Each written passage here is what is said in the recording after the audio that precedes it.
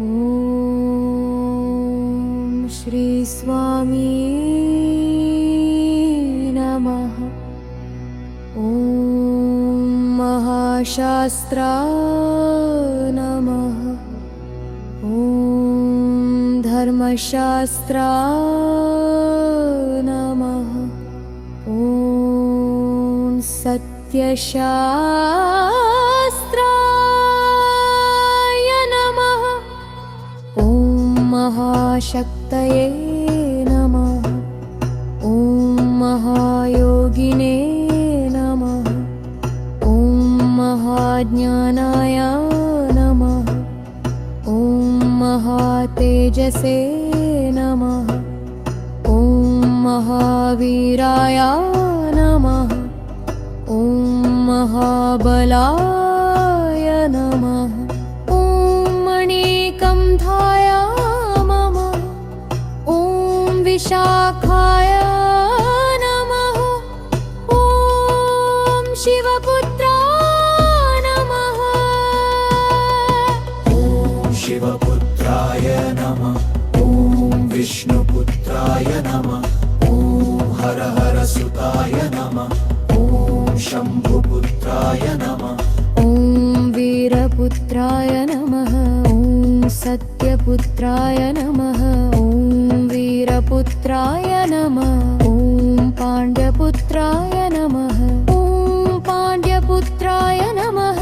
ॐ मणिमणिभूषणाय नमः। ॐ मणिमालाधराय नमः। ॐ महावीर्याय नमः। ॐ किरातरूपाय नमः। ॐ करुणानिधये नमः। ॐ शरण्याय नमः।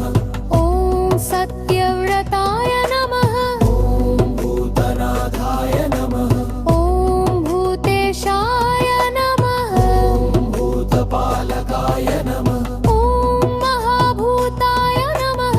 ॐ शरणागतवत्सलाय नमः। ॐ मकरकुण्डलाय नमः। ॐ नीलाम्बराय नमः। ॐ विभवतेजसे नमः। ॐ वीरबराय नमः। ॐ वीरबरावे नमः। हरिविनष्टाय नमः। ॐ वीरेश्वराय नमः। ॐ अर्चिताङ्गाय नमः। ॐ अर्चितपादाय नमः। ॐ पुण्यदाय नमः। ॐ पापहराय नमः। ॐ पापनाशनाय नमः। ॐ रक्षकाय नमः।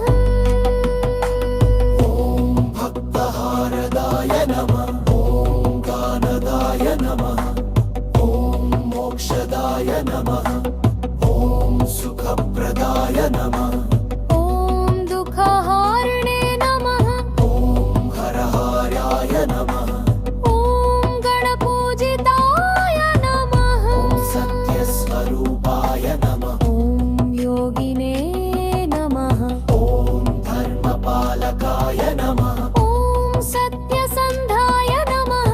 ॐ नीलगिरिवसाय नमः। ॐ शबरिमलनाथाय नमः। ॐ पुण्यराध्याय नमः। ॐ पुण्यमूर्तये नमः। ॐ पापहारये नमः। ॐ पापविनाशिने नमः। ॐ सर्वलोकवन्दिताय। ॐ भक्ताभीष्टप्रदाय नमः। ॐ सर्वमङ्गलकारिणे नमः। वेदस्वरूपाय नमः। ॐ तेजस्विने नमः। ॐ धर्मरक्षकाय नमः। ॐ स्वामिये नमः।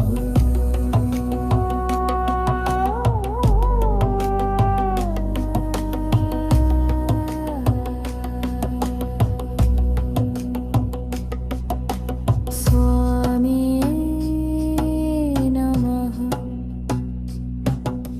स्वामिये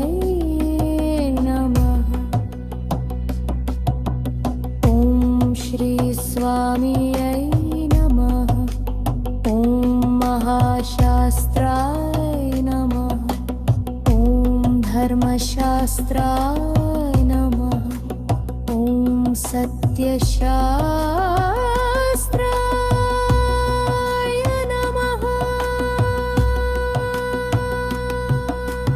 ॐ महाशक्तये नमः ॐ महायोगिने नमः ॐ महाज्ञानाय नमः ॐ महातेजसे नमः ॐ महावीराय नमः ॐ महाबलाय नमः ॐ मणिकण्ठाय नमः ॐ विशाखाय नमः ॐ शिवपुत्राय नमः ॐ शिवपुत्राय नमः ॐ विष्णुपुत्राय नमः ॐ हर हर सुताय नमः ॐ शम्भुपुत्राय नमः ॐ हर हर सुताय नमः ॐ शम्भुपुत्राय नमः ॐ देवपुत्राय नमः ॐ सत्यपुत्राय नमः ॐ वीरपुत्राय नमः ॐ पाण्ड्यपुत्राय नमः ॐ पाण्ड्यपुत्राय नमः ॐ पाण्ड्यपुत्राय नमः ॐ मणिमणिभूषणाय नमः सर्वपुत्राय नमः ॐ भूतनाथाय नमः ॐ घोषाय नमः ॐ भूतेशाय नमः भूतोलदाय नमः ॐ महाभूताय नमः ॐ शरणागतवत्सलाय ॐ मकरकुण्डलाय नमः ॐ नीलाम्बराय नमः ॐ विभवतेजसे नमः ॐ भूतपालकाय नमः ॐ वीरवराहवे नमः ॐ शरण्याय नमः